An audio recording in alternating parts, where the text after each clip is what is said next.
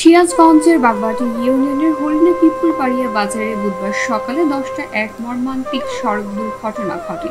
এই দুর্ঘটনায় ঘোড়াচড়া গ্রামের বাসিন্দা বেলাল মাস্টার নিহত হন। প্রত্যক্ষদর্শীরা জানান, বেলাল মাস্টার রাস্তা পার হওয়ার সময় একটি অটোরিকশার সাথে ধাক্কা লাগলে তিনি সিএনজির নিচে পড়ে যান।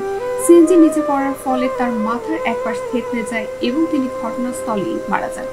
সিরাজগঞ্জ সদর থানার পুলিশ দ্রুত ঘটনাস্থলে উপস্থিত হয়ে পরিস্থিতি নিয়ন্ত্রণে আনে। পুলিশ অটোরিকশা চালককে আটক করে এবং মৃতের মরদেহ ময়নাতদন্তের জন্য সিরাজগঞ্জ সদর হাসপাতালে পাঠায়।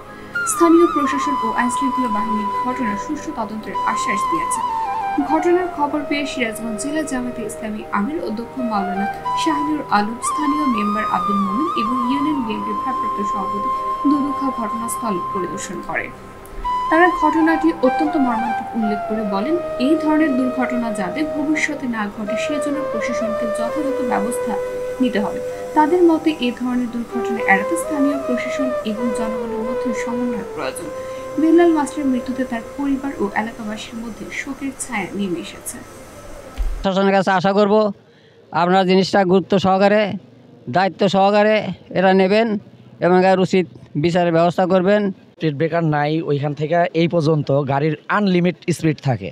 তো আমাদের দাবি থাকবে যে এই টাকার মধ্যে যাতে দুইটা না হয়, একটা হলেও একটা স্পিড ব্রেকার দেওয়ার ব্যবস্থা হয়।